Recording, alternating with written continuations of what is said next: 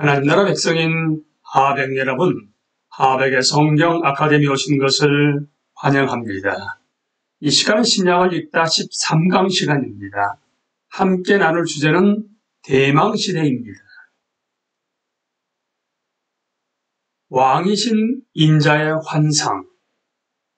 이스라엘의 소망의 두 번째 측면은 다니엘이 본 왕이신 인자의 환상에서 나온 것입니다. 우리는 이제 4개의 왕국이 이어진 후 하나님 나라가 도래하며 마무리되는 다니엘의 예언에 익숙해졌습니다. 이 환상은 포로로 잡혀갔을 때부터 신구약 중간 시대를 거치기까지 왕국들의 성세를 설명합니다. 다니엘서 7장에서 선지자는 바다에서 4마리의 두려운 짐승이 나오는 것을 봅니다. 각 짐승은 폭력에 특화된 생물들끼리 결합한 변종의 모습을 합니다. 처음에 나타난 짐승은 독수리 날개가 달린 사자와 비슷한데 사람과 같이 섭니다. 두 번째는 곰과 같은데 몸 한쪽을 들었고 막 먹은 듯한 갈빗대 3개가 이에 있습니다. 세 번째는 표범과 같은데 새 날개가 4개 달려있고 머리가 4시 있어 권세로 휘두릅니다. 네 번째 짐승은 쇠로 된 큰 이가 있고 10개의 불이 달려 먹고 부서뜨리고 나머지를 발로 짓밟습니다.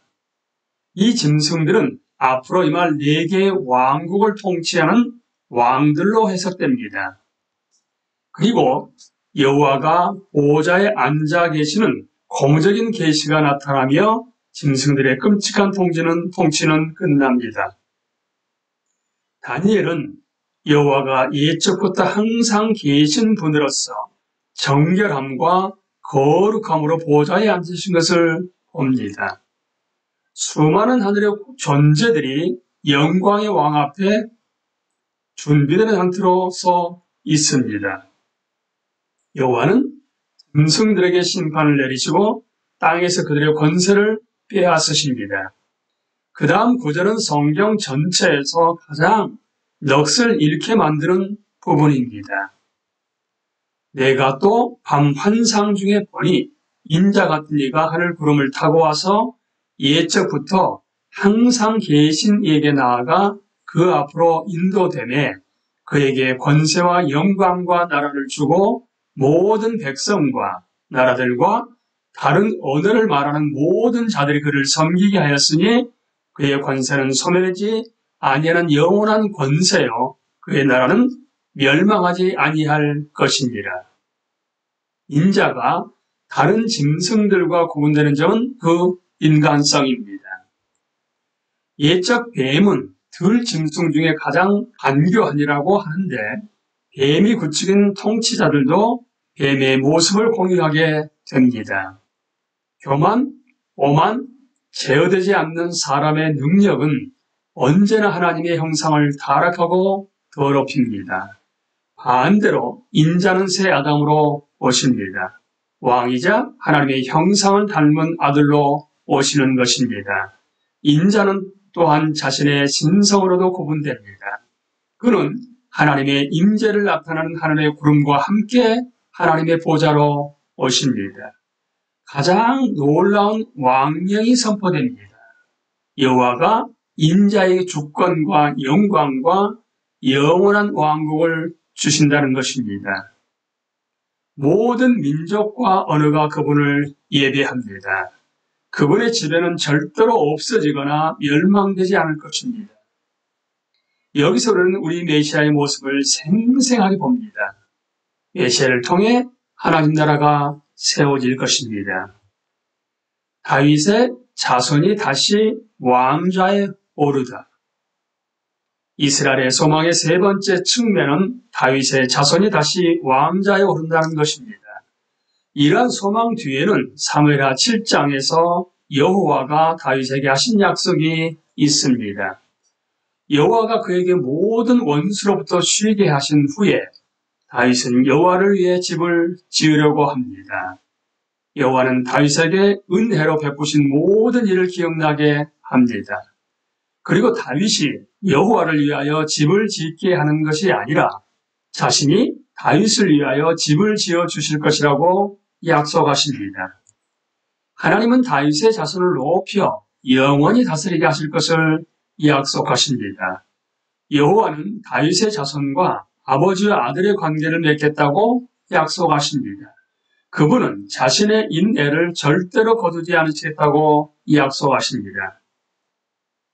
주 여호와는 사울이 죄를 범했을 때 그에게서 영을 거두시고 왕권을 빼앗으셨지만 이스라엘이 죄를 범했을 때는 다윗의 자손이 사람들의 매와 채찍을 맞음으로 하나님의 징계를 받습니다. 하지만 그의 왕권은 절대로 빼앗기지 않을 것입니다. 다윗의 왕권은 영원히 보존되고 견고할 것이다. 여호와는 신실하셔서 왕정시대 내내 다윗 가문에서 왕을 세우셨습니다. 시편에는 하나님이 다윗에게 언약으로 주신 약속을 기리는 내용이 종종 나옵니다. 하지만 우리가 살펴봤듯이 다윗 왕과의 죄로 인해 하나님은 포로 생활이란 징계를 내리셨고 주전 586년 다윗 왕과의 마지막 왕이 바벨론으로 끌려갑니다. 포로가 되었음에도 불구하고 다윗의 계보는 여호야긴과 그의 아들들 그리고 손자인 스룹바벨을 통해 이어집니다. 여호와의 선지자들은 여호와가 이 계보에서 의로운 다윗의 자손을 일으켜 하나님이 기름 부으신 왕으로 영원히 통치하게 하실 때를 바라봅니다. 포로 생활이란 법을 마친 후에 예레미야 선지자는 그 왕이 나타날 영광스러운 때를 봅니다. 여호와의 말씀이니라 보라 때가 이르리니 내가 다윗에게 한 의로운 가지를 일으킬 것이라. 그가 왕이 되어 지혜롭게 다스리며 세상에서 정의와 공의를 행할 것이며 그의 나라 유다는 구원을 받겠고 이스라엘은 평안히 살 것이며 그의 이름은 여호와 우리의 공의라 일컬음을 받으리라. 아모스 선지자도 유사하게 포로 생활 후에 여호와가 다윗의 무너진 집을 다시 세우실 것이라고 선포합니다. 그날에 내가 다윗의 무너진 장막을 일으키고 그것들의 틈을 막으며 그 허물어진 것을 일으켜서 옛적과 같이 세우고 그들이 에돔의 남은 자와 내 이름으로 일컫는 만국을 기업으로 얻게 하리라. 이 일을 행하시는 여호와의 말씀이니라. 다윗의 아들이 하나님의 백성을 다스리게 되리라는 기대는 이스라엘의 소망 중에서 강력하게 보증된 특징이었습니다. 언젠가 다윗과 맺은 언약이 성취되면서 다윗 왕조에서 나온 왕이 하나님의 백성들을 통치할 것인데 이 언약은 절대로 파기될 수 없는 것입니다. 죄의 속죄. 이스라엘의 소망의 네 번째 측면은 죄의 속죄를 기다리는 것입니다. 우리의 조상들이 아담의 죄로 에덴 동산에서 축출된 것처럼 이스라엘의 죄로 이스라엘은 그 땅에서 축출되고 말았습니다.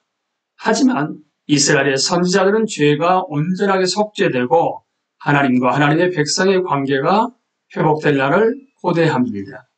이러한 기대는 이사야서 53장에서 여호와의 종이 담당하신 대속 사역으로 숭고하게 표현됩니다. 그 종은 민족의 죄를 지고 갑니다. 그는 이스라엘의 질고를 지고 그들의 슬픔을 당합니다. 그들의 허물 때문에 하나님에게 매를 맞고 고난을 당합니다. 그들의 죄악 때문에 상함을 받고 그가 채찍에 맞음으로 그들은 나음을 받습니다. 이사야 선지자는 선포합니다. 우리는 다 양 같아서 그릇 행하여 각기 제 길로 갔거늘 여호와께서는 우리 모두의 죄악을 그에게 담당시키셨도다. 이 종은 제물로 드려질 양이 되어 죽임을 당하지만 털 깎는 자 앞에서 잠잠한 양갓집을 열지 않으셨습니다. 그 종에게서 아무런 거짓을 찾아볼 수 없었지만 그의 무덤은 악인들과 함께 있었습니다. 이사야 선지자는 이스라엘의 불에 대한 하나님의 해결책을 고난받는 종에게서 옵니다. 그분의 대속 제물은 많은 사람을 의롭게 할 것입니다. 여호와께서 그에게 상함을 받게 하시기를 원하사 질고를 당하게 하셨은즉 그의 영혼을 속건 제물로 드리기에 이르면 그의 씨를 보게 되며 그의 날을 길 것이요 또 그의 손으로 여호와께서 기뻐하시는 뜻을 성취하리로다. 그가 자기 영혼에 수고한 것을 보고 만족하게 여길 것이라. 나의 의로운 종이 자기 지식으로 많은 사람을 의롭게 하며 또 그들의 죄악을 친히 담당하리로다. 이 심금을 울리는 말씀은 여호와의 뜻이 어떻게 궁극적으로 사람들의 죄를 이기게 되는지를 묘사합니다. 여호와의 종은 왕이신 아들로서 메마른 땅에 불쑥 솟은 잎처럼 자랍니다. 이는 다윗 왕가에서 오실 미래의 왕의 형상입니다. 그는 고운 모양이나 풍채로 우리의 관심을 끌지 않습니다. 그는 자기 백성에게 경멸당하고 거부당하는 슬픔의 사람입니다. 하지만 이사야 선지자는 그 종이 담당한 슬픔이 우리의 슬픔임을 설명합니다. 그는 하나님께 맞고 고난을 당했습니다. 그는 우리의 허물 때문에 찔림을 당하고 우리의 죄악 때문에 상함을 받았습니다. 우리 모두는 각자 제 길로 가까운 여호와께는 그에게 우리 모두의 죄악을 담당하셨습니다. 그 종은 살아있는 자들의 땅에서 잘려나갔습니다. 그런데 아무런 잘못을 하지 않았지만 악한 자들과 함께 죽어 부자들과 함께 묻혔습니다. 그의 생명은 속건제로 들어졌습니다. 그 종은 우리를 대신해서 죽으신 후 죽은 자들 가운데서 살아나십니다. 그는 자신의 씨를 볼 것이고 그의 날이 길 것입니다. 부활하신 후에는 많은 사람을 의롭게 하실 것입니다. 결국 그 종은 많은 사람의 죄를 담당하셨기 때문에 높임을 받으십니다. 이사야서 53장은 여전히 성경 전체에서 가장 중요한 성경 구절이며 신약에서 가장 빈번하게 인용되는 구절이기도 합니다. 다니엘 선지자 또한 하나님의 죄를 속죄하실 것을 선언합니다. 바벨론에 끌려간 오랜 세월 동안 다니엘은 포로 생활 70년에 관한 예레미야의 말씀을 읽습니다. 그는 겸손하게 여호와께 얼굴을 돌리고 회개하며 민족의 죄를 고백합니다. 다니엘은 여호와의 신실하심을 선포하고 이스라엘의 불충을 고백합니다. 다니엘은 이스라엘의 죄와 불순종과 하나님께 반역함으로 이스라엘의 재난이 맺음을 인식합니다. 다니엘은 여호와께 분노를 옮기시고 하나님의 얼굴을 다시 자기 백성에게 비춰달라고 간청합니다. 가브리엘 천사는 다니엘의 기도에 환상으로 응답합니다. 하나님은 자신의 구속 계획이 실현되기 위해서는 포로 시대 70년이 아니라 70번씩 7번이 되어야 함을 공포하십니다. 다니엘서 9장 24절에는 6개의 궁극적인 목적이 선포됩니다. 내 백성과 내 거룩한 성을 위하여 이런 이래를 기한으로 정하였나니 허물이 그치며 죄가 끝나며 죄악이 용서되며 영원한 의가 드러나며 환상과 예언이 응하며 또 지극히 거룩한 이가 기름 부음을 받으리라. 성경 주석가들 사이에 다니엘의 이런 일에 대한 해석의 차이가 있지만 이 구절이 전하려고 하는 가장 중요한 개념은 분명합니다. 여호와는 다니엘을 위로하시기 위해 죄를 대속하시고 메시아를 통해 영원한 의로움을 시작하실 것이라는 하나님의 주권적인 뜻을 환상으로 보여주신 것입니다. 죄의 대속은 대망시대 내내 이스라엘의 소망 중의 핵심입니다. 죄의 대속이 없이는 용서도 없고 포로 생활에서 귀환도 없으며 하나님과 맺은 언약 관계 회복도 없습니다. 강의를 마치겠습니다. 감사합니다.